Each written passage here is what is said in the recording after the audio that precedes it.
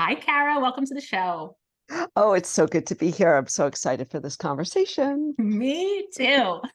I told you right before we started recording, looking at your website and your podcast episodes, and I feel like it's so in alignment with what we talk about on this show.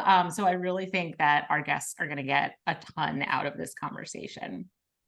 Fabulous. Let's go. All right, let's go. So give us a little bit of detail about you. What do you do? And then how did you come to do what you do? That's a big question, and I'll keep it as short as possible. Well, this is Because long form content, so you give detail. There's the uh, devil's in the detail. all right. Well, that's great to know. I would say in general, I have been really fascinated, curious, and have had an unquenchable thirst for human potential my whole career. And it's really led me on a very winding road of teaching physical and mental practices, just because I've wanted to understand them myself. And I'll explain a little bit more. When I was 15 years old, I was a figure skater, competitive figure skater in New York, grew up on Long Island, and I needed to pay for my ice time. So my parents basically said, yeah, you need to pay for your ice time at this point. Right. So It's a very I expensive sport. Yes, Hmm. exactly. So I turned professional and at 15 and started teaching adults how to figure skate. And I fell in love with facilitating transformation.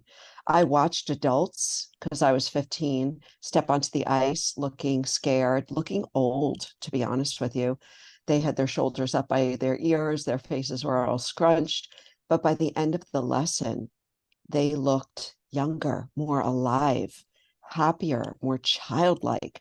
And so for the rest of my life, I have done this in many, many forms, including yoga and meditation, is to facilitate transformation and help Mm. people go from feeling busy, stressed out, frazzled to feeling alive, childlike, happy, and really performing at their optimal levels.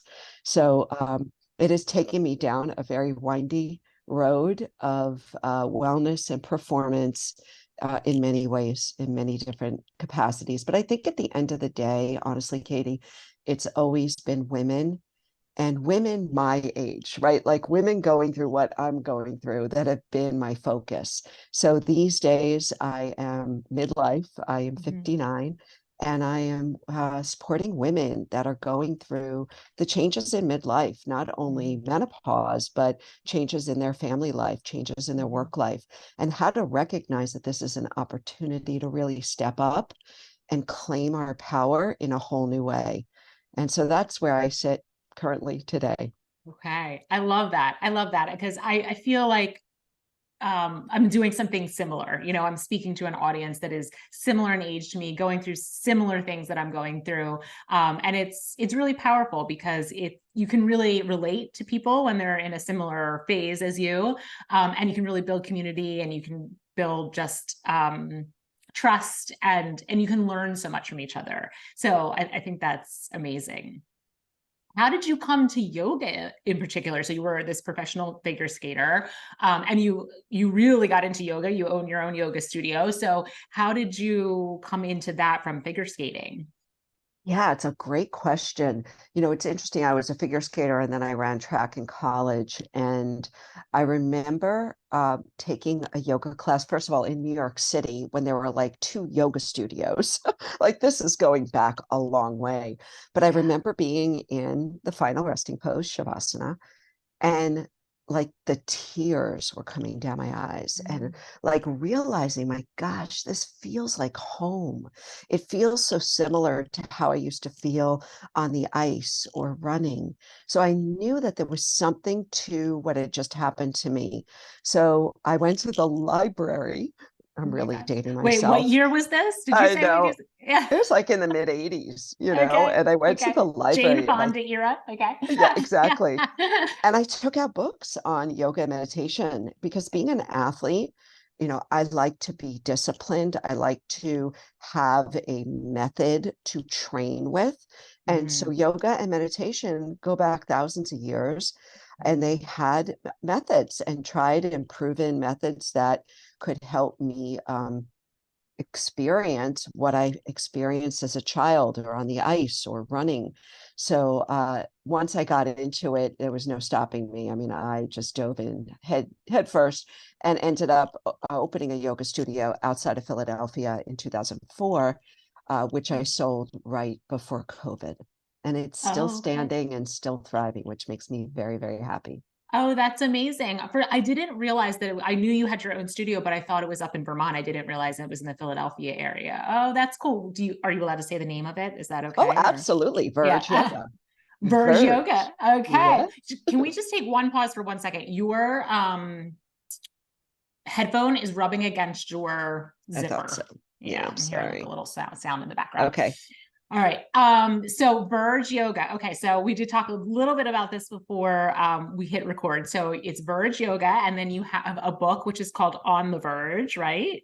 correct. Okay. And then you have a podcast which was also called On the Verge. What is it called now? It's now called Daily Whispers. Daily Whispers. Okay. And of course, my show is called Mom on the Verge. So how did you come to that name?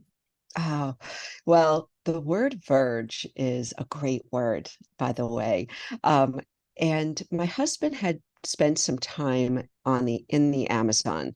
He had gone down there for almost a month and spent time with some indigenous communities. And when he came back, he was telling me about how they would go down these tributaries and with as they would approach these intersections of rivers Mhm. called the verge, where they converge, ecosystems converge, they would stop. It was viewed as sacred sites. And they would stop and pause there on the verge. And what we found out was that these verges, where ecosystems come together, are where plant life and animal life are at their most diverse and where they thrive. And so for Mm. me, being a human potential junkie, I realized, oh my gosh, like the verge is where we thrive. I Oh. want to live on the verge. Where is there a verge around me? And that got me into deep, deep questioning of where do we thrive? Where do humans thrive? And that's why I called my yoga studio Verge Yoga, because I wanted to create a space where people came and really stepped into their power and potential. I love that. I love that. Okay, so my show is Mom on the Verge, and there are some similarities. Definitely not with the whole river situation, but the same kind of concept. So I had been basically doing the same thing for many years. I'm a nurse. I'm a mom, doing that whole thing of raising kids and working, but feeling really unfulfilled and not on my purpose and not living my passion and that kind of thing, but really not knowing what it was. And then my daughter got very sick with physical problems and also very serious mental health problems. And so I spent several years just like it's pretty much all I did, other than it was taking care of her and getting her to doctors and trying to figure out treatments that would work and dealing with providers and insurance companies and pharmaceutical companies, and it was a very trying time. Along with, I have another child that I'm trying to raise, and I'm trying to work, and all these things. And I remember at some point feeling like I'm on the verge of a breakdown. Like I'm going to lose it. Like I can't keep doing this. And yet I had so many beautiful practices that were supporting me along the way, because I had been doing yoga for many years and meditation for many years, and kind of even dove further into things like journaling and breath work and all that kind of stuff. And so there was this like moment where I was like, I'm going to lose it. But at the same time that I felt like I was going to lose it in a bad way, I felt like I was going to break open in a really good way to all this potential positive change in my own life, because these things that I had experienced were kind of cracking me open. And so that's where the name came, Mom on the Verge. So it has kind of two connotations of like that, like I'm losing it, on the verge of losing it, but I'm also on the verge of coming back and like coming into myself and sprouting, from all these trials. So I feel like there's Absolutely. similarities there. Yeah. Well, no doubt about it. And thank you for sharing that story. Yeah. And I'm sorry that you had to go through that. But these edges, these boundaries, these, cliffs, when we step up against an edge or a threshold that you're talking about, we're talking about the same thing, has the capacity to break us open and expose really our extraordinary potential, our unbelievable intelligence, our ability to step up in ways we never thought possible. So I think we are talking Yeah. about the same thing. I do too. And I remember thinking like I have a choice in this moment. You know, when you have those moments that you feel like there's a bifurcation, right? Like the river is bifurcating. Like I have a choice to let this pull me under and become angry and bitter and sad and depressed and all those things, or I have a choice to use it as rocket fuel to propel me into this next, part of my life that is going to be living more on purpose and in passion and serving and all those things. So it's a beautiful metaphor for those really difficult moments that can bring us to our knees in our lives. It's so funny, Katie, that you say that because I catch, just because my book is called On the Verge as well, um, is I catch it in the news all the time. And they always use like on the verge of something negative. And I'm like, turn that around, baby.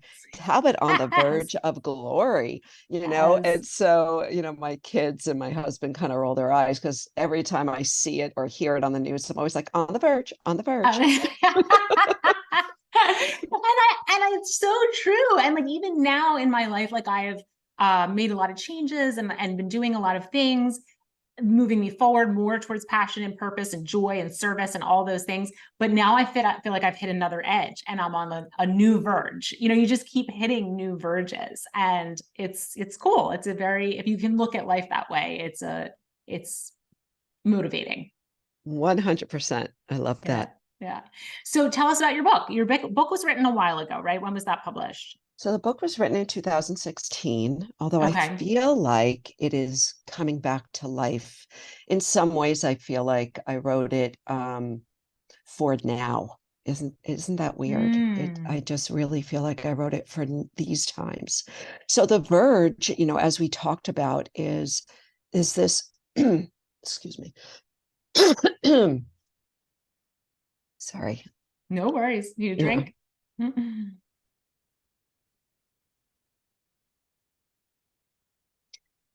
So the verge is really this present moment. It's this moment and this moment and this moment. And just like you said, I feel like I'm on a new verge. Every single moment, we have an opportunity to show up and be present, to access information that's streaming through us, to connect, to perform. Every single moment is a new opportunity.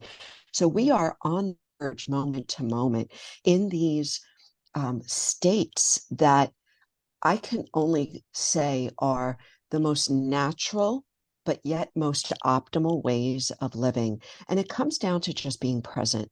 So, my book, On the Verge, the subtitle is Wake Up, Show Up, and Shine, is really a very simple guide to understanding what it feels like to be in our natural state of presence.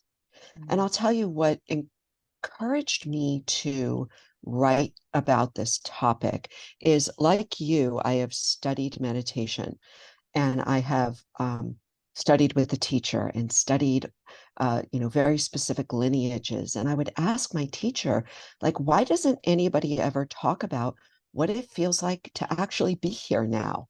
We Mm-hmm. hear about it all the time, be here now. Well, what does it feel like? I think most people don't realize that they're present more than they realize. So we have to actually learn and remember what it feels like to be present, to be in this optimal state, to be in this state that I call clear mind, bright body, and open heart. And so the practices that are in the book, the Verge practices and Verge strategies, are really, really simple ways to understand what it feels like to be present, awake, alive, alert, Mm-hmm. engaged. So yeah, so it has been absolutely like an honor to just uh, help guide people through what is innate to every single one of us. Yeah. I love that because I think present moment awareness is like everything. It truly is everything. It's so simple and yet it can be so hard. And in this day and age of constant ring and dings of the phone, even when you are a mom of young children and constantly being like, I remember thinking when my kids were really young, like, I can't even complete a thought. Like, I can't even have a thought. That being called 5 times. There's so much distraction in our world. And I think our attention is one of our most powerful resources that we have to create the life that we want. But our attention is so scattered and like splintered. So, what can you explain to people who are listening? Like, what does it feel like to be in the present moment? Oh, I What would love you that. describe it as? Well, it is, and this comes from decades of asking this question, Mm-hmm. is when do you feel most alive? What place, person, or activity makes you feel most alive? And I've asked this question to 5-year-olds and to 95-year-olds. And the answers are always around the same things. Mm-hmm. Being present, being awake, alert, and alive is usually happens outside in nature, on mountains, on the beach, with Mm-hmm. dogs, cats, babies, with loved ones, alone, reading, cooking, walking, drinking coffee. The simplest and the about 99% of the time, they're free. These Yeah. opportunities to remember awareness, aliveness, wakefulness, vitality, they're at our fingertips all the time. Yeah. So, what I encourage everyone to do, and I write about this in the book, is to, at the end of the day, as you're just going through your day in your mind, think about the times during the day when you felt most alive. Like start Mhm. to remember, and I call these glimpses of aliveness are actually moments of presence. Yeah. Hmm. Absolutely. I mean, it's one of the reasons why I love podcasting as well, because for this hour, it is just you and me having a beautiful conversation without distraction. Yes. And that is presence, and it's something that we're hard pressed to find a lot in our world is just truly being with another person without distraction. So I think that is another way of experiencing it. So and also a lot of what you talked about as you were giving these examples of different ways of looking back and realizing what presence feels like, it reminds me of flow. So talk a little bit about flow and how that relates to presence. Yes, another one of my favorite words. I have been fascinated with flow states ever since I was a skater, and the book Flow, which was by a gentleman named Dr. Mikhail Csikszentmihalyi. He wrote that book in the 90s, and he actually did research on these optimal states when we are fully absorbed in what we're doing. And when that happens, time slows down, or it may speed up, but time seems to warp. We also feel like we are at one with whatever we're doing, whether it be gardening or taking care of a loved one or painting a wall. We are fully present for what we're doing. When we're in flow, we are um, really performing or doing whatever we're doing at our optimal level. Mm. And so it is really something that we want to understand. Now, here's the thing. Kids spend 80% of their time in flow until we kind of, educate them out of it. Um, But kids are in flow if they are given the opportunity. They are just fully absorbed in what they're doing. So we all have flow activities that we do. and again, it comes back to the question before, is what makes you feel most alive? Those are flow activities. So if you're able to recognize what your primary flow activities are, then you can start to, and I think this is really important as moms, because it's so easy for us to give up our own kind of satisfactory activities for Mm. others, but Mm-hmm. yet those flow states neurochemically are making us happy and making us feel connected, making us feel alive and purposeful. And what child doesn't want their mom to feel all those things? Yeah. So, like for you, Katie, you said, you have a deep yoga practice. I mean, yoga for me, for sure, is one of my flow activities. Mm-hmm. Being outside every day. I live up here in Maine now, and my husband and I walk the beach every day. That brings me into flow. It just makes time slow down. Yeah. So just knowing those flow activities, and for some people, it is cooking, it Mhm. is reading. It's like we're all different. Yeah. So whatever activity makes you feel really alive in your body and your mind and kind of warps time on you would be considered a flow activity, an activity that could get you into a flow state. Correct. And physically in your body, how would you describe that feeling? Synchronized. So when I'm in flow, my body is in, another word I love is coherence. Mm, Coherence is balance, harmony, synchronization. There's a rhythm to it. So being fully embodied, which is, a complicated word. A lot of people like don't really get that, but is when you feel completely stable and mobile and strong and engaged at the same time. yeah.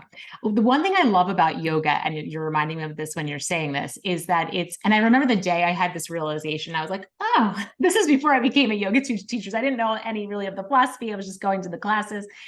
And it's a play of opposites, yoga. Like it's strength and flexibility. It's, up and it's down. It's in and it's out. It's all these plays on opposites.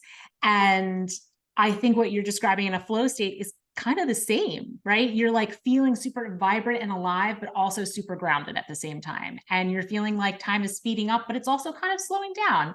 And you're feeling really energetic, but also incredibly peaceful. So it's this beautiful play of opposites where you're experiencing, it almost seems impossible, but you're experiencing like the full bandwidth of life all in the same moment.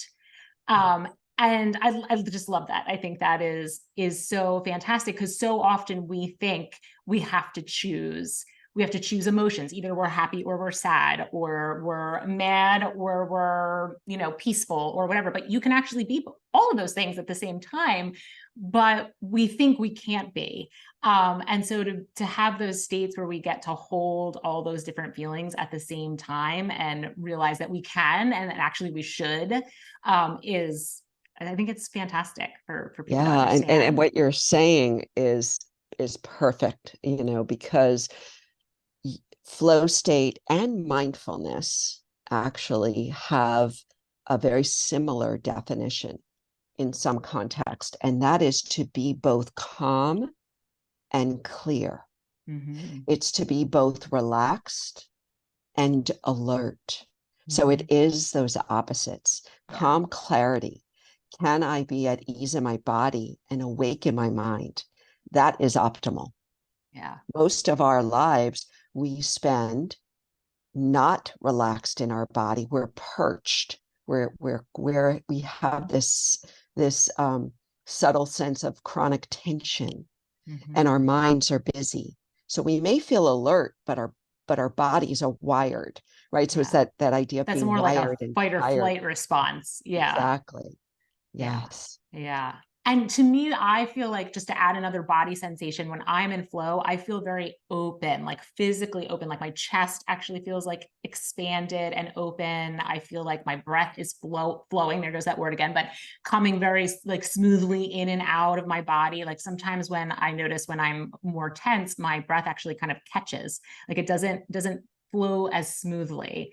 So it's a very open sensation in your body. Your head feels very open. So just for listeners to add like another physical sensation to a Mm, flow state.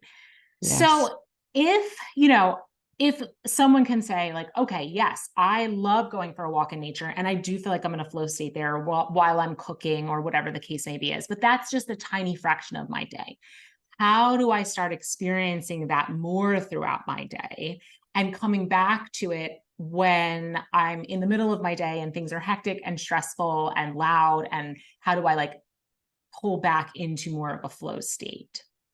Yes. Yeah, it's $1 million question right there. So, and just getting back to my book for a moment, where I talk about this, which is our busy mind. Mhm, We think we need to be in the speedy, racy, scattered, frenzied, frazzled mental state in order to be productive. When mhm, actually, when we are in a state of calm clarity, we are 500% more productive.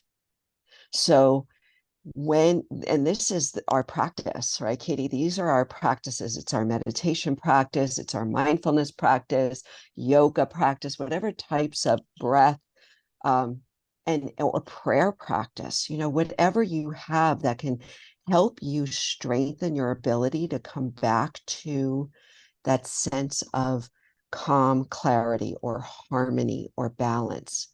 And I encourage you all to find those states, even in the midst of chaos. mhm, It is possible. mhm. If you think about, professional athletes have honed this capacity. The champions have, at least. The surgeons, when they are in the middle of high stakes, but they're able to really work very calmly and very methodically and successfully. We can do that. I promise you, I was, at my busiest, I was running a very busy yoga and meditation center, had middle school kids who played travel soccer, was Oh on the God. speaking circuit, right? Like we Yeah. all, we Yeah. all have it. And listen, I'm not going to say I was perfect and I never yelled, because that's not the truth. But having the practices that I had enabled me to know when I was getting too far off Mhm. course, when it came to busyness, when it Yeah. came to stress. Like, we just become aware.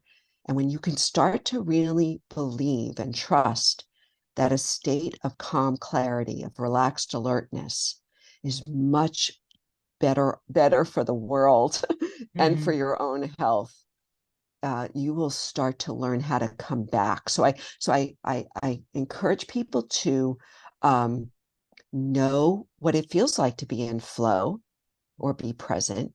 Learn to return to it. Learn to come back, whether it be a couple of breaths, a moment in silence, a glass of water, taking a few minutes outside. I call these mini wins, and then train to sustain it. We can actually train through practice to be able to sustain these states more often.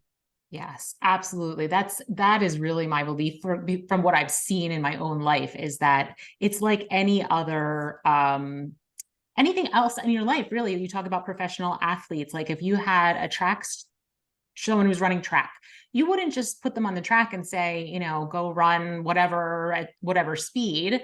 They're practicing every day. Every day they're practicing. Every day they're getting a little bit faster, a little bit stronger, a little bit more technical. And so when it comes time for the race, they have practiced, right? They have practiced. They are not expected to just show up and be like that immediately.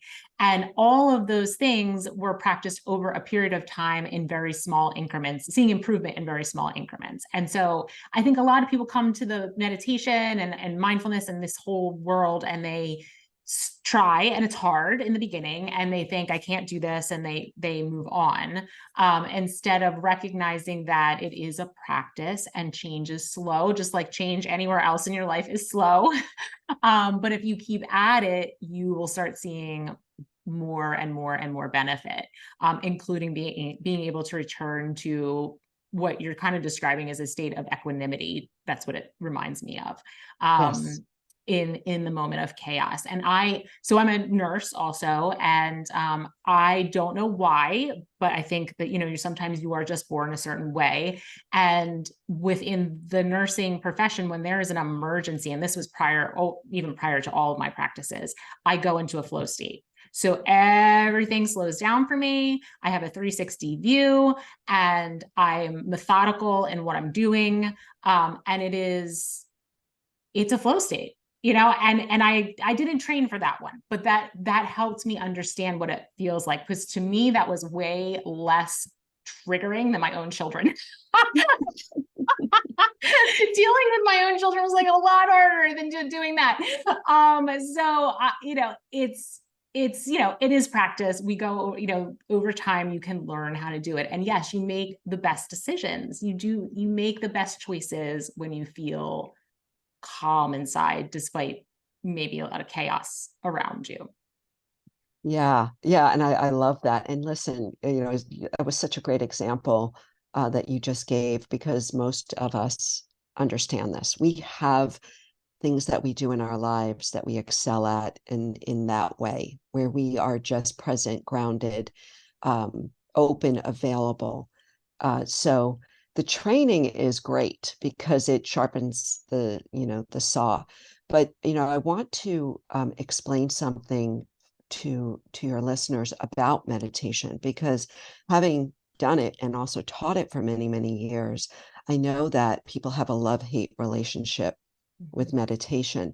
I think what really changed things for me as a student was when my teacher described meditation as being a practice of just getting to know. You're becoming familiar with, and it can be a number of things. It's becoming familiar with your breath, becoming familiar with your body in movement, as in yoga, becoming familiar with how you walk or how you cut the carrots for the soup. It's becoming familiar with thoughts or thought patterns. So if we can let go of the idea that you are bad at anything, like bad at meditation, because I've heard that. I Yes. can't do it, I've given up. I just suggest that people start to get to know your mind. Yeah. Get to know what your busy mind is so busy doing. It's like, Yeah. oh, there I go, thinking about high school again. There I go, judging myself again. There I go. And you can do that with a lightness and a cheerfulness, and it will help you to really become more familiar with your mind. And that's step one. Then we Yeah. can change. Right. Absolutely. I forget who said this, but they refer to the mind as the crazy neighbor upstairs, which I love that. I thought it was so funny. The crazy neighbor upstairs. And you're like Yes. just getting to know the crazy neighbor upstairs. Like no judgment, just curiosity. What's that crazy neighbor doing today? Or what's that crazy neighbor doing in this moment?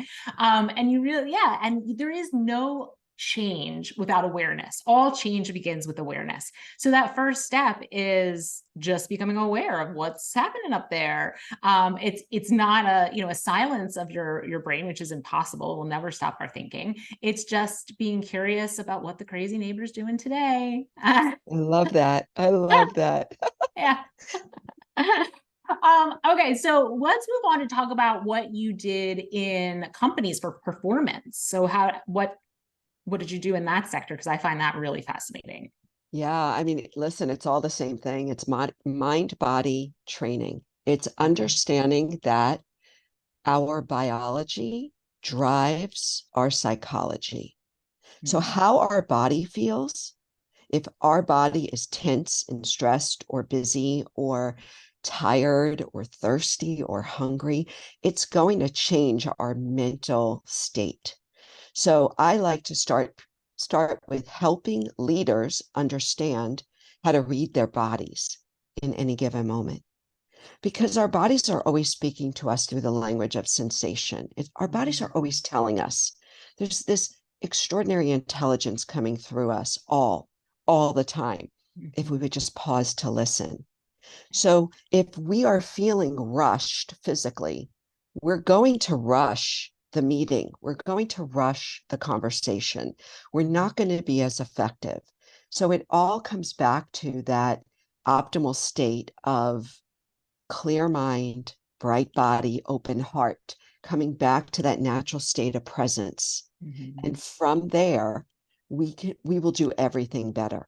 So that is honestly what I teach. I teach athletes that. I teach moms. I teach leaders and CEOs is to trust that your body and your body mind know how to be in an optimal state.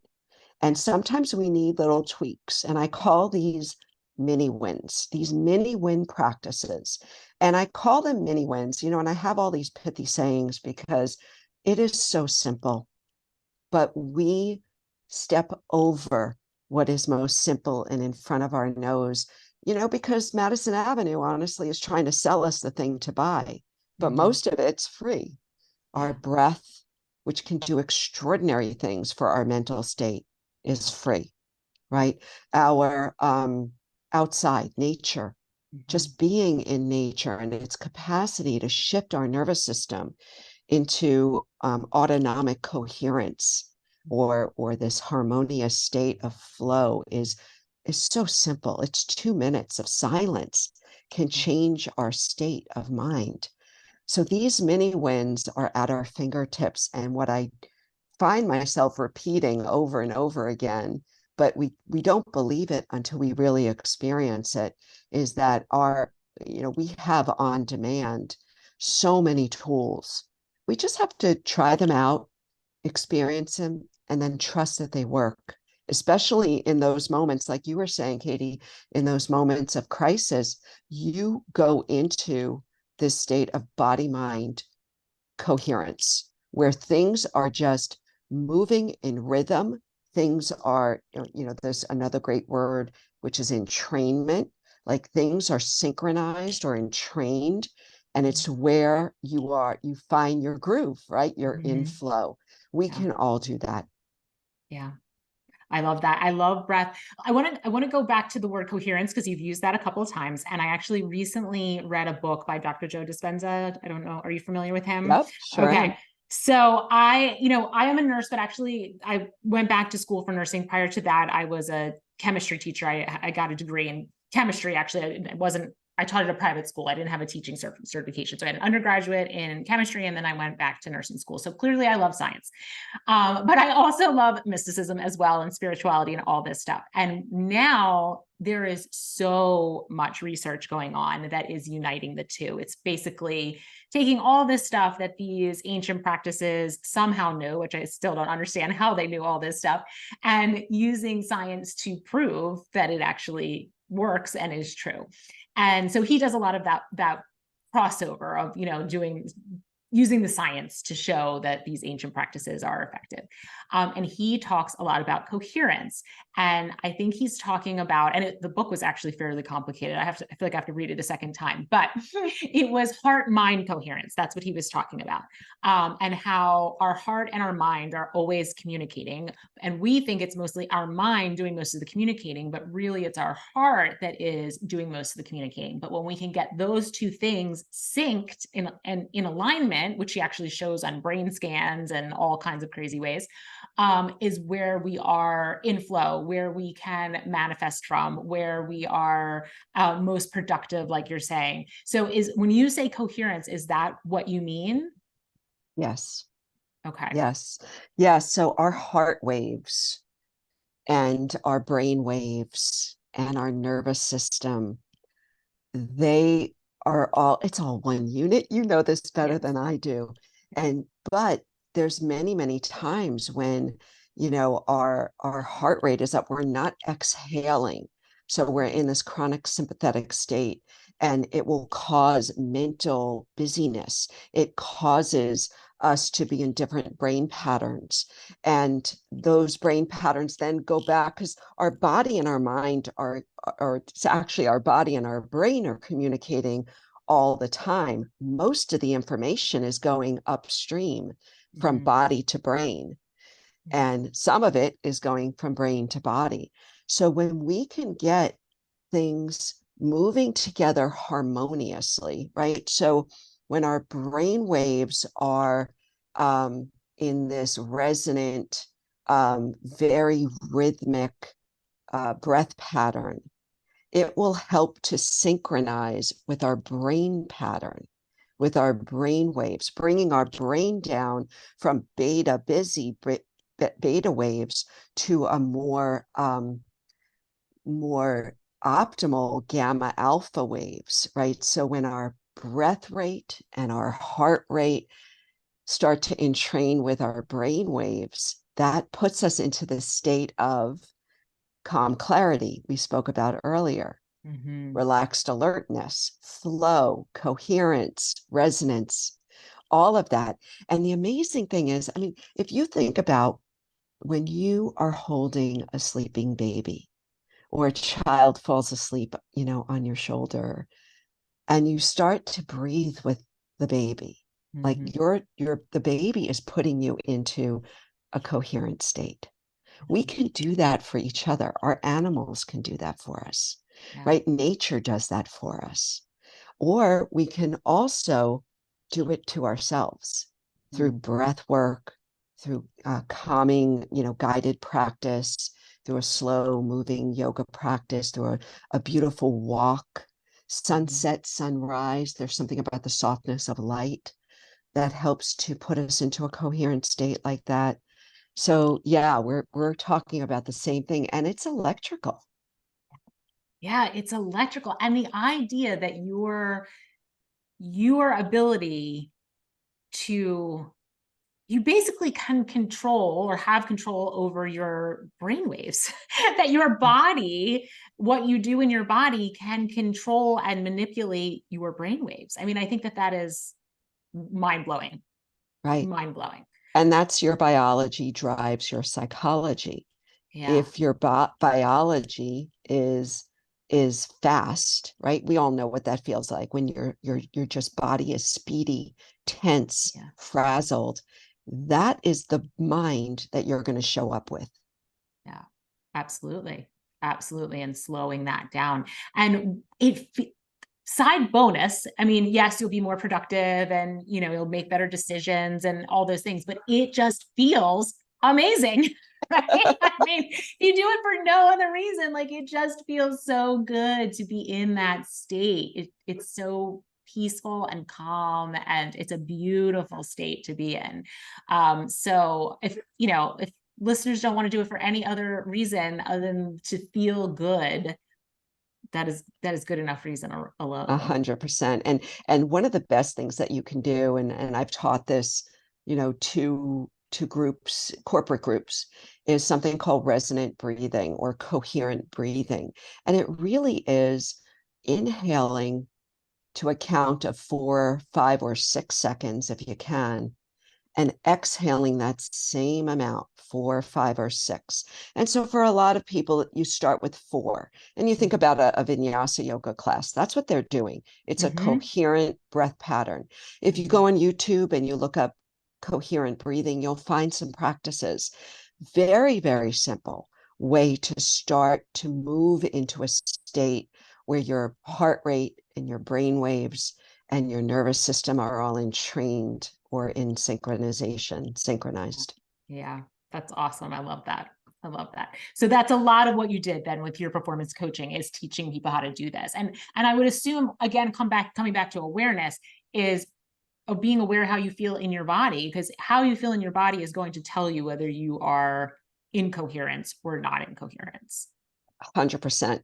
Yeah. And what I say is you can make your optimal state your default state. Like that's the goal. And it's not about productivity. It's about happiness, connection, engagement, feeling alive. So we can make our optimal state our default state by becoming aware of when we're in our busy mind, in our busy body, in our sloppy brain. You know, I have all these words that I talk about a lot in my work that people can relate to very easily. You Yeah. know, oh, there I go, sloppy brain, dropping things, making errors in my work, not checking my emails before I send them. It's busy me. You know, we're in this, you know, perpetual state of busy me. So when we're aware and we catch ourselves, we can bring ourselves back with one of those mini wins, Yeah. nature, breath, movement, stillness, silence, rhythm can all bring us back to a more settled, steady, clear, calm state Yeah. of best me. And what that also makes me think of, which is another topic that I'm super passionate about, is intuition. Mm, So let's talk a little bit how all of that links into intuition, because I think that's something that people, it's easy to not, you never lose your intuition, but it's easy to forget how to hear it or listen to it, or even if you hear it, forget how to follow it.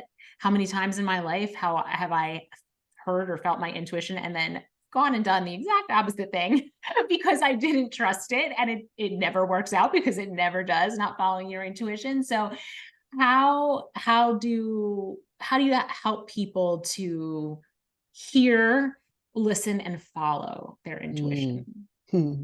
What a great topic.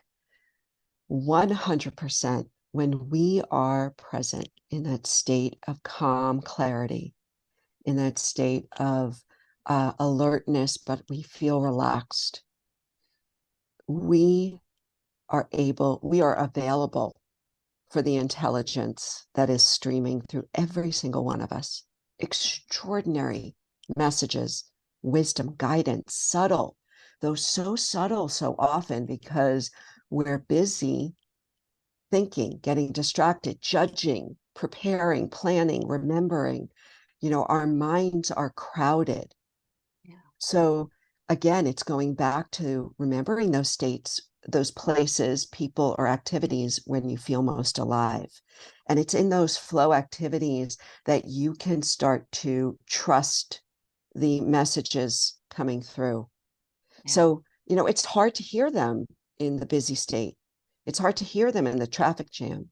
So we want to, it's in our best interest to become aware and to start to play with these subtle sensations coming through in those peaceful moments, early morning, late evening, you know, moments of aloneness, time during your practices, or just, you know, moments when you're just going about life, but you're in that kind of liminal space. That's when we can start to hear, act, and start to trust those messages because they're coming through during the busy times as well. Mhm. We just Yeah, may not hear them until we've exercised that muscle a little bit. exactly. And do you get a lot of resistance from people saying that they don't have time? They don't have time to do this, right? Because I totally get that. I'm super busy. I am a mom. I am a nurse. I am a podcaster. I write a newsletter that's more like a blog. I do all these things, so I get it. People, it feels like you don't have enough time, and I am actually guilty myself of frequently repeating that mantra that is absolutely not helpful is I don't have enough time. I don't have enough time, or I need more time. I need more time. I don't think I'm alone in feeling like there is not enough time to get everything done. So someone's out there and they're like, are you kidding me? Like, I don't have time for all this. What is your recommendation for them? What would you say to that? And have you come up against that a lot in the work that you've done? Definitely. You know, we put ourselves last when actually, when we are in a state of presence, we are more beneficial to the world Mhm. than, you know, being hyper productive. And not only are we more beneficial from a creativity standpoint, but we connect better with people. Our kids feel it on us. They just want us to be present. Mhm. you know, our coworkers, everybody. Like, Ralph Waldo Emerson said, who you are speaks so loudly, I can't hear what you're saying. Who we I show love up that. as, right? Yeah. Who we show up as in every single moment is impacting the world in a way that we can't comprehend. Yeah. So we don't have time not to hone our capacity to trust and remember who we are beneath busy. And you Mhm. don't have to do it in any way that anyone else tells you to do. Like, I'm Miss Independent, let me tell you. And I don't want anybody telling me what to do. So I'm not here to tell you. I'm here to make some suggestions and to encourage you to remember who you are in those quiet moments. And you already have them. Like, you're already having these moments of flow. You're already having these moments of presence. Just start paying attention to them, because what will happen is you're going to want more. And when you start to want more, that's when you start to carve out the time in your life. You start to say no to the things that don't make you feel alive. And you Mhm. start to say yes to the things that do. Yeah, that's so true. And you're right that people do already have them in their lives, but they may not recognize them. I am a huge podcast listener. Obviously, I started my own podcast. I love them. And I remember at one point realizing that listening to a really good podcast was a state of flow for me. Mm. I was completely absorbed in what was being said. There was really nothing else going around, like on around me or inside of me. I was just fully present with this fascinating conversation. So there you go. There's a moment of flow and presence, right? Mhm. And it could be while you're driving to work or folding your laundry or cleaning your bathroom, quite honestly. Yes, It can be any time. And music, I think, is another big avenue or way of getting at flow. And people listen to music all the time. So, just to recognize, you're right, recognize where these things are already showing up in your life and how good you feel when you're experiencing them. And that feeling so good drives you to, like you said, to want to experience it more and go deeper. exactly. Yeah, that's great. Fantastic. Let me check on our time here. Oh, we are on time. Great. So we're just about out of time. But is there anything else that you would like to share with the audience? As always, I will, with all my guests, I put all your contact information in the show notes in case anyone wants to be in contact with you. Your yoga studios in Philadelphia, did not realize this. I feel like I have to go check it out now. I'm so It's excited. on the main line. Uh, So do you know where okay. the main line I is? do. I Yeah. do. I'm in Jersey, but right, I Yeah. work in Philadelphia. My friend lives on the main line, so maybe I'll Oh, like get a yeah. date with her going. We can go to yoga. Um, Absolutely. so yeah, any final things that you wanted to put out there before we end? I think it is just to remind everyone, including myself, because I have to remind myself of this constantly, that we have extraordinary potential, limitless potential, and we have access to it. We just get in our own way so often. We get really busy and we forget who we are. And I've heard this over and over again throughout my career is, if I could just have the time, or if I could just be consistent. Um, our being, our soul wants to manifest that greatness more than anything. So to put yourself at the top, to prioritize your states of being, to become aware and to really get to know yourself is really how we fulfill our destiny here. And everyone benefits when that happens.